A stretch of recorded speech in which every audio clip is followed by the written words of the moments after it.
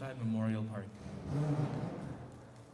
Thank you for gathering today as we honor the life of Sidney Weiss. We're going to be beginning today's services by honoring his time in the Air Force through military honors, after which time we'll have Donald officiating the remainder of the service. Thank you.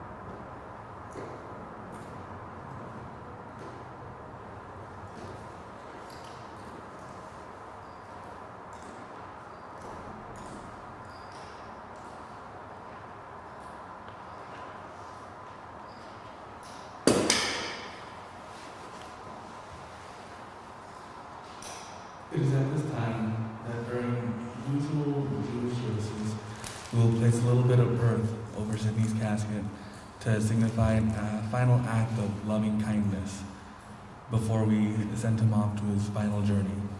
At this moment, if anybody would like to participate in the mitzvah of placing earth over Sidney's casket, I invite you all to step forward, and we do have gloves for you to wear in light of the current pandemic.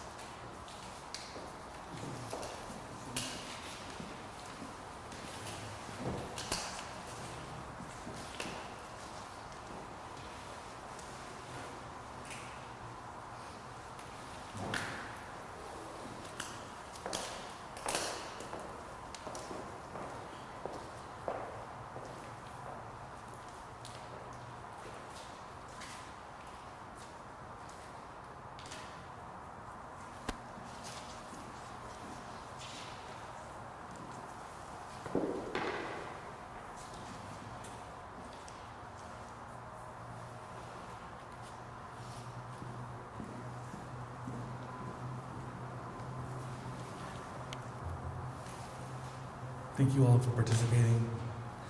At this moment, we will now be placing Sid into his final resting place. Please keep him in your heart and your mind's eye.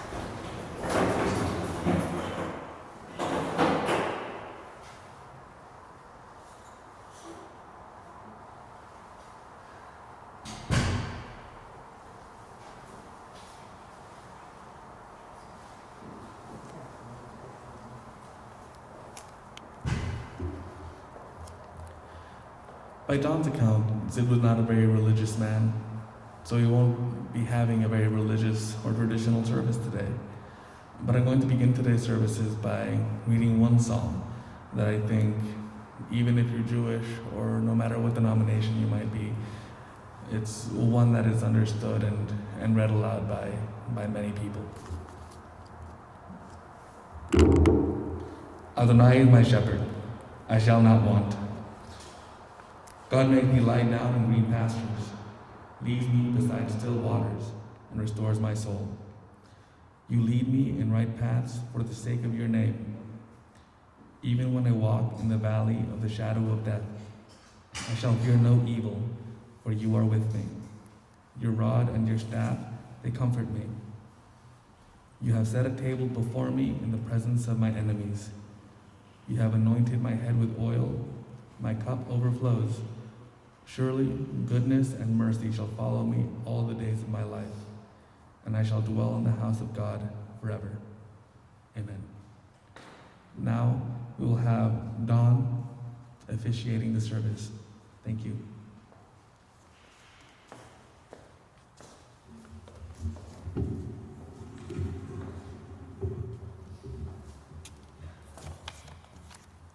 Excuse me.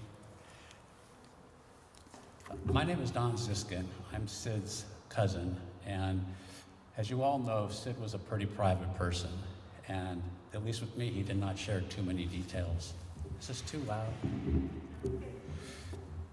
I have learned quite a bit over the past few months talking with a lot of his friends, and I thought I'd try to share a little background on Sid's life. Sid's mother was born in Lithuania in 1905. Around 1919 or 1920, there was a lot of political strife and revolution going on in Lithuania. And she was sent for by my grandfather, her Uncle Morris. And she came in across Ellis Island and ended up in North Dakota with my grandfather. And she lived with my grandfather, my grandmother, my dad, my two uncles, and the family dog Lucky for about 10 years or so in North Dakota before coming out to California in 1930. When they came out to California, they came out in a sedan. There were 6 people, a dog, and luggage, and they made their way out to California. Apparently, shortly after getting to California, Frances met her husband, Eugene, because Sid was born only a couple of years later in 1933. Eugene and my grandfather, Morris, were partners with certified grocers, which is where the grocery market owners got their groceries back in those days. And that was a partnership that lasted for quite a while.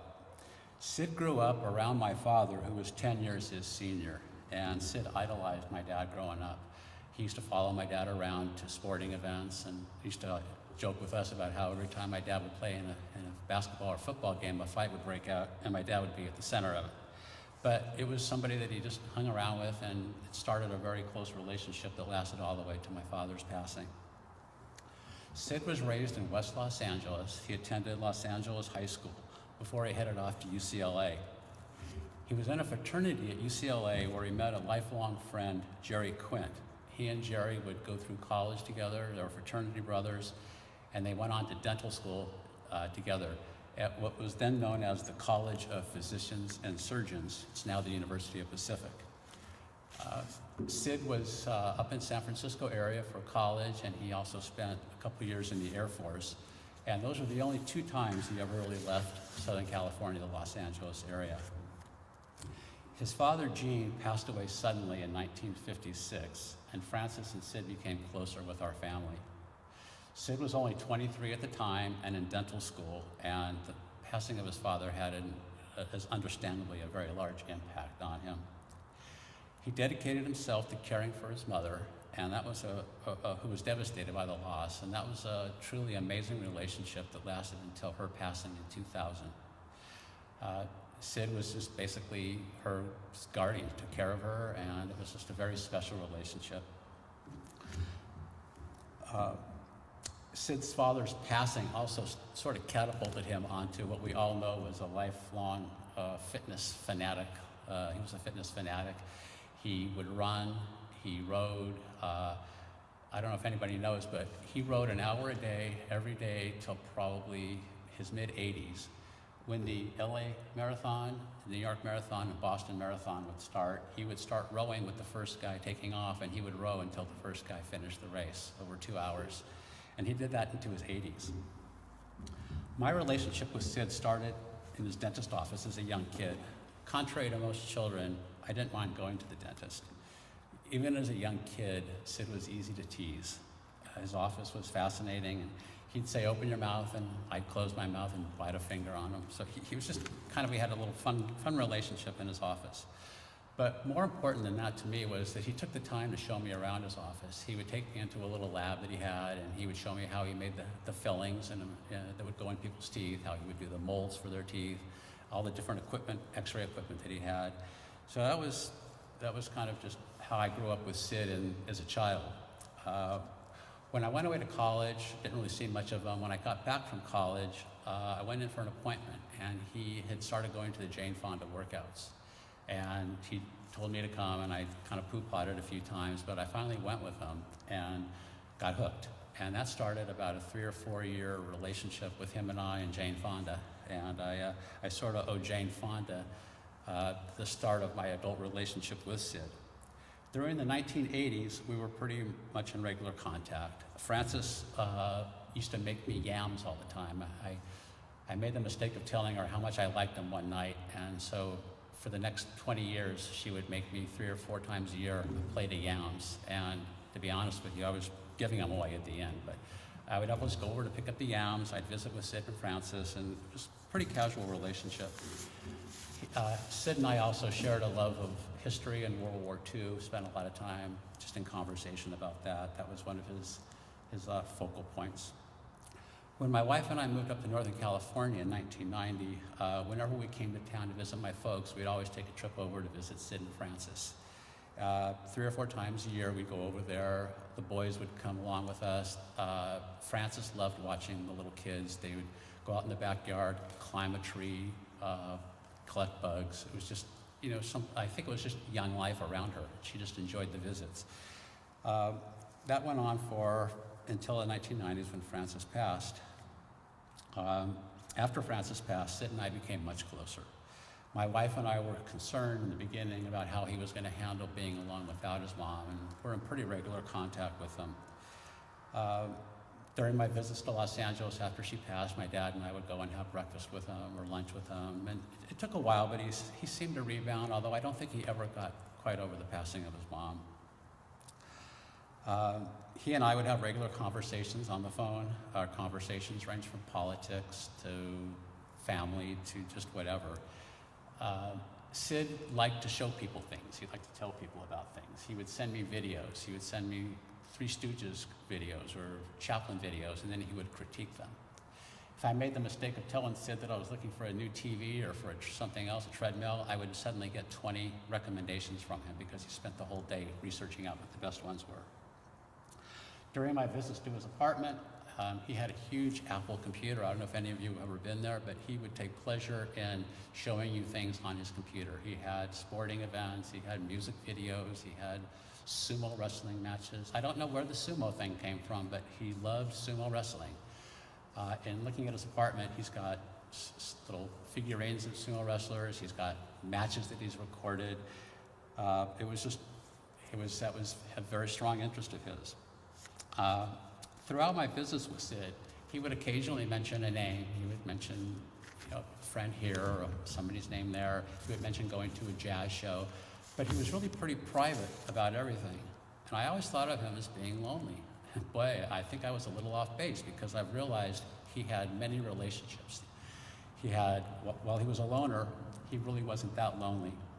He had friends that he went to jazz shows with. He had friends that he went out to dinner with. He had a friend that he would talk cars with. So another one of his fraternity brothers described his lifestyle as being very compartmentalized. And I think that's the way I would view Sid's life, is he had his groups of friends, but he just kind of kept them to himself in typical Sid fashion. Over the past 8 to 10 years, I talked to Sid at least once or twice a week, and I already missed the conversations. Our conversations always ended the same way. He would say, I've been on the phone with you for about 30 minutes now, and if you talk to me any longer, it's going to cause brain damage. And he made me hang up.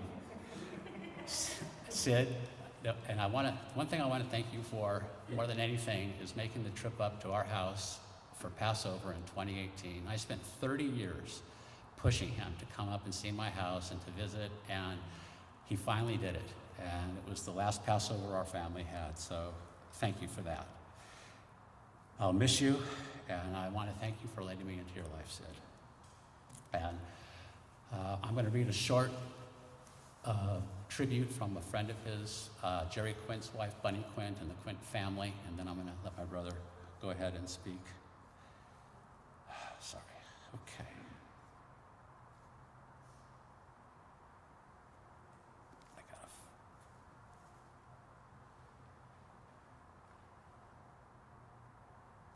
Sorry.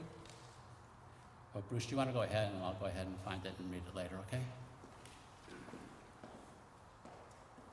And anybody else who would like to speak? So I'm Don's older brother, Bruce Ziskin, Sid's cousin. And first I'd like to read a little tribute that our daughter Jamie wrote for cousin Sid. Cousin Sidney Weiss passed away on Christmas Eve at the age of 87. I've been trying to figure out a proper way to pay tribute to him. He was a kind and considerate person. Sid brought the good kosher wine to Passover, played Santa comedian with his jokes for Christmas celebrations, and he loved the Ziskin family. He loved jazz, and he was dedicated to his fitness, an avid runner for many years. I remember when Sidney told me how my grandma said she hated jazz, so he made her a CD that she liked and had to argue with her that the CD was full of jazz music. He was expressive and would often make us laugh. He insisted on sending cash in the mail, even though a few times the envelopes never arrived. And he would just keep trying, and the postal workers must have loved his envelopes. Every year, I tried to find fun gifts for him, and no matter what we sent to him, he would act like it was the best present ever. When I was on semester at sea, I bought him a shirt from Brazil. He loved that shirt, and he wore it until it was in pieces. I am so thankful for the kind emails I have from him from over the years. He was grateful for the love of family, and we were grateful he is part of ours. I used to say his two favorite people in the world were my grandparents, and I take some comfort in knowing he's with them now. Sidney, you are missed and loved. Wow, I can't believe Sid has passed. Whatever part of heaven that he's in, I'm sure there's a rowing machine there. Sid was without question one of a kind. He was definitely his own man. We had many affectionate names for Sid. His dramatic readings of the 10 plagues at Passover Seders were legend. And so he was nicknamed the 11th plague. When later he was assigned to bring the chopped liver to the Passover Seders, he earned the new nickname, Chopped Liver, as in, what am I, chopped liver? My dad was Sid's unofficial big brother and Sid's self-proclaimed hero. Sid often told stories about tagging along to watch my dad play sports. My dad was a relentless teaser, and Sid was his favorite target. Sid loved it. After my dad passed, it fell to me to continue that, and he would give it right back to me and say, I thought your dad was the worst person in the whole world, but now you're the worst person in the whole world. I remember when Sid was in the Air Force stationed up in Washington State, and before setting up his dental practice in Beverly Hills, he was our family dentist until he retired. He dabbled in painting, and his office was decorated with his graphic design paintings. He loved to talk to me about jazz and UCLA basketball, John Wooden basketball. I was a big fan of John Wooden basketball. Later, as Donnie said, and typical of Sid's uniqueness, this skinny Jewish guy from Beverly Hills became infatuated with Japanese sumo wrestling. Like there is no explanation. Sid was an extension of our immediate family. No Thanksgiving, Passover, or Christmas was complete without Sid in our home. His annual Christmas stand-up comedy routine was epic. His jokes were so bad, they killed some of the plants in the room. Anyone can tell a funny joke. Sid traveled to a different drummer, and I think Sid's intent was always to go for the biggest groan possible. And boy, did he get the big groans. And I know he took great pleasure in it. Every Christmas, we would ask Sid what he wanted for Christmas, and it was always the same thing, a new sweatshirt for jogging. Eventually, Sid said no more sweatshirts. And so we began to exchange gift cards for his favorite new store, Trader Joe's. He was quite excited about $2 Chuck wine, and he would bring them to Thanksgiving and Christmas. And we always got a laugh when Sid would give the bottle of wine his top grade, which was, this wine's not bad. After we moved to Rancho Santa Fe, it became hit and miss on family get-togethers, and I would call Sid to chat and see how he was doing. It wasn't always easy to get Sid on the phone. He had his own screening routine. If any of you called Sid, you knew that. It was kind of like he was in a witness protection program. But ultimately, we would connect and we would chat. Sid was a much beloved and integral part of our family, and we will miss him deeply.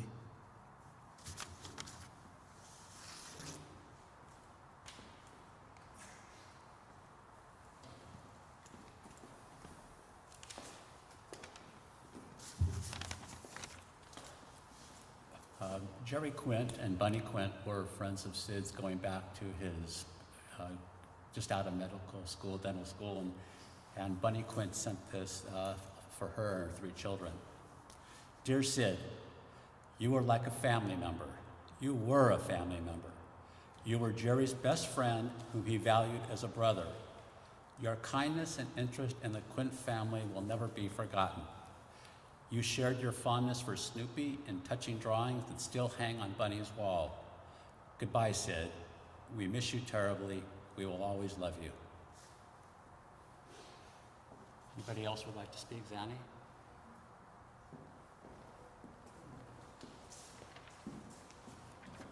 It's okay with the mouth to talk. Okay. Good morning. My name is Zanny, and I've been friends with Sid for over 20 years. There's quite an age difference between Sid and I, and from the outside, we would appear to be odd friends. I guess we were, but there was something about Sid that drew me to him. He was sweet, yet grumpy, awkward, and one of the most loyal and trusted friends that I've had. I had a budding interest in jazz, and as everyone who knows Sid knows, and as we've heard today, he's a jazz fanatic. He took great pleasure in teaching me everything that he knew about jazz. He introduced me to John Coltrane, Chet Baker, and then what would later be my favorite, Dinah Washington. He was instrumental in shaping my deep love for jazz. He made me playlists all of the time. I have about 60 CDs in my home that I'll cherish and that I've collected over the years. Even when I tried to move him over to Napster to make shared playlists, he insisted that I keep going with the CD, and even bought me a boombox so that I could listen to them, his way. We enjoyed many, many dinners and nights out of jazz, and I'll really miss that. There were many people in his life, and I'm really glad that he picked me to be in his life. And when my daughters, Sasha and Martine, were born, he was front and center. He used to talk to my tummy before the girls were born. I think he loved them before they were even born. And when they arrived, he showered them with love and affection. He came over and told them those horrible jokes and gave them toys. And when they had a playhouse when they were little in the backyard, it had some wear and tear. And Sid came over and restored the entire playhouse for them. Do you guys remember that? New curtains, furniture, paint. It was crazy. One year I lost my job, and Sid came in and paid for the girls' activities until I got another job, their karate and gymnastics, to make sure that their activities stayed intact. When they got older, he texted them consistently, always wanting to know about their grades and activities, and he went to their school functions to support them. He was kind of like their grandfather, even more so than their own grandfathers. And for me, he was family.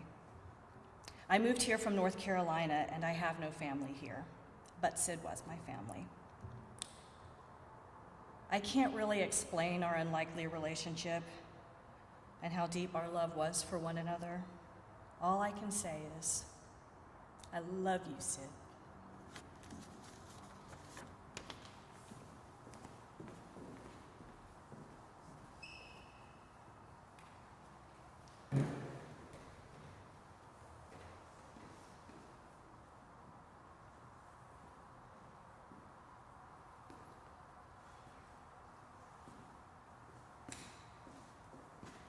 Hi, my name is Stan. I've been a friend of Sid's since 1967.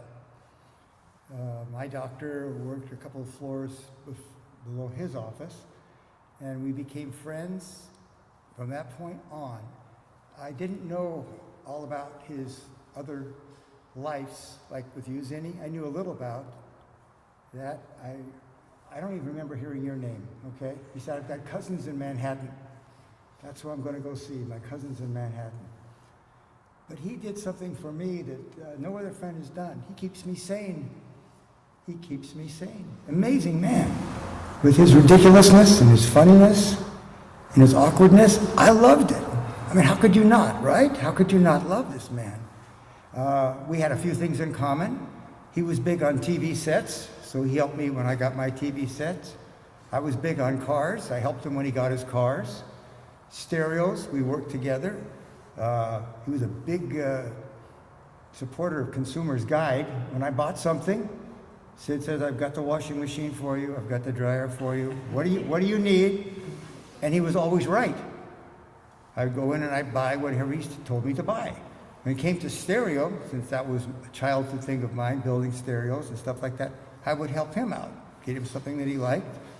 But he was compartmentalized. You're right about that, because he didn't talk too much. In fact, to show you how compartmentalized he was, Sidney and family lived in Santa Clarita. I live in Santa Clarita. He would visit them, but he wouldn't visit me. Not that he didn't we got along fine. And we would talk back and forth, you know. If I didn't call him, he'd call me. I'm not a big jazz fan, but he would make me a couple CDs and said, you've got to listen to these. And they weren't bad.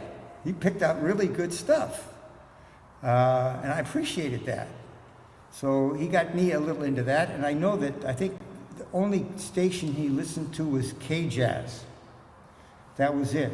So on his car, I think he's got one station programmed, K-Jazz. That's where he bought the upgraded stereo to get the better sound. So, but we helped each other out. I know when he got into video, and he got the Betamax or whatever, when he first started with the video record, he got all that stuff. And he kept up on all the latest audio and video, which helped me out, because I didn't know much about video. It was quite a great relationship. And you're right about the calling on the phone. He never answered his phone. He would wait, the tape would come on, and then he would answer. He said he didn't want any undue calls. He didn't want any outsiders calling him. And that was, I guess, always the case. Now that I'm realizing that there's a lot of commonality between friends here and myself, although I didn't really know the friends. I really didn't know them. But he was fun to talk to. And yeah, he would talk so long and then he'd want to get off afterwards. And he said, what are you doing talking to me? In fact, he said, Stan, I set a record with you. We talked for 45 minutes. I said, oh, yeah, but we're having a good time. He says, that's too long. So I said, I better hang up now. Then I'd call him a few weeks later. He'd call me a few weeks later. But this has been going on for, what, 50 years? What, 67? I do the math. But we've always been friends. And when I broke up with my first wife, who knew him well, in fact, that's how I met Sid, Sid says, I want to be your friend, not hers. And he was terrific. He was very supportive during that time. When I met Georgia, he loves Georgia, my wife back in the back row there. And he said I did a good job. But with the commonalities we had, jazz with you, Zinni, cars, stereo, audio, and recommendations on products to buy. It was a pleasure knowing him. It really was. And I'm really glad he had a whole bunch of friends. I didn't know the extent of his friendship because of his interesting personality, which I loved, which again, it kept me sane. It really kept me sane. Thank you.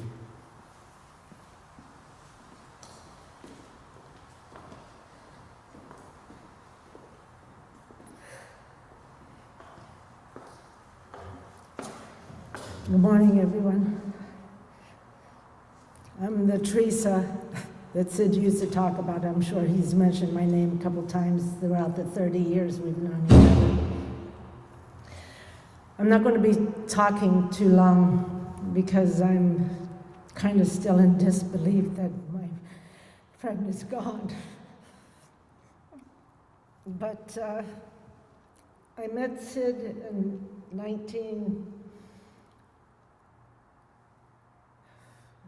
I met him 30 years ago.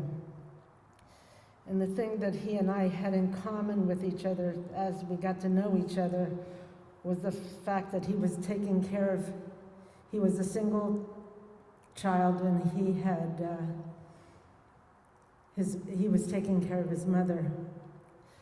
I myself have 11 brothers and sisters, and I took care of both of my parents. So as we grew to know each other, we would call each other up all the time and tell stories.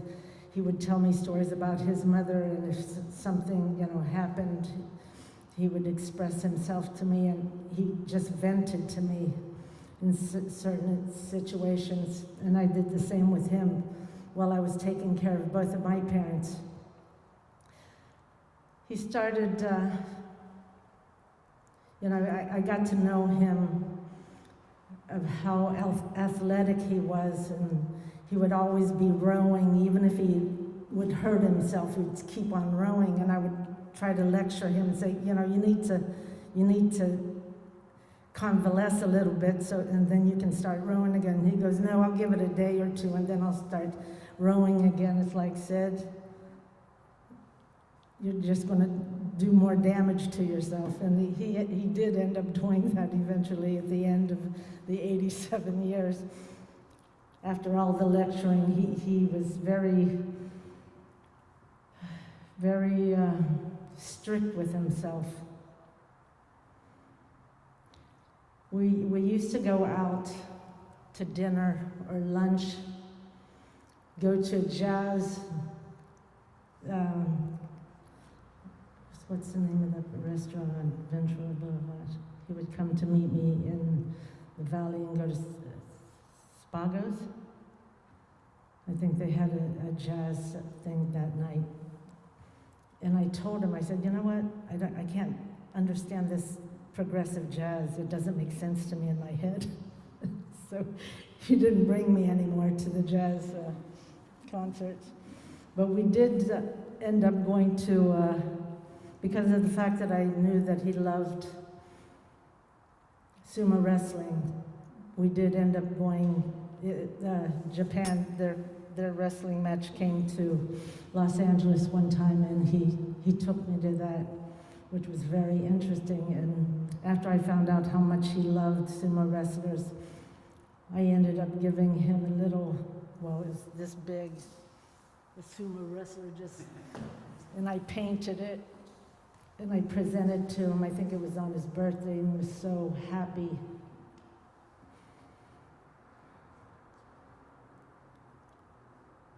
It's amazing that the last time I was in this place was when he buried his mother.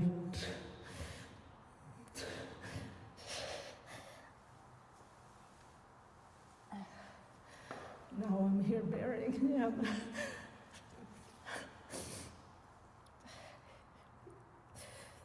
That guy was such a special man.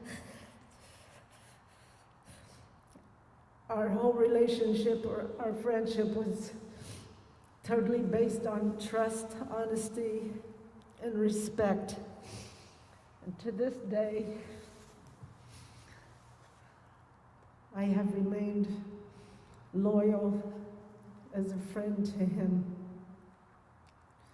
He was one special man, and I'm very lucky to have had him in my life. It was a pleasure meeting all of you today. Thank you, thank you.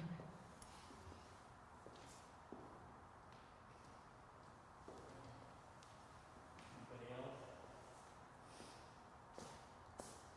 Well, I do want to say, Teresa, that there were many years where our family, as my brother said, was, who's Teresa? Because we always hear about Teresa. So, sorry.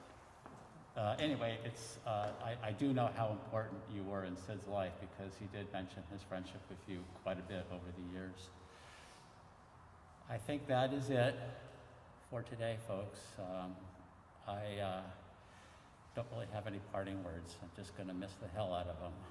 And thank you all for coming today.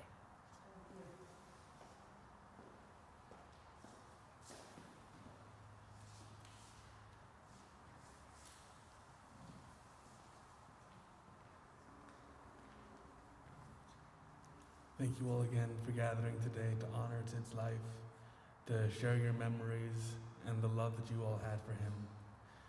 After this moment, he may not be here with us physically, but he now exists in a different way, through the stories we tell of him, through the memories we have of him, and through the love that we share with one another.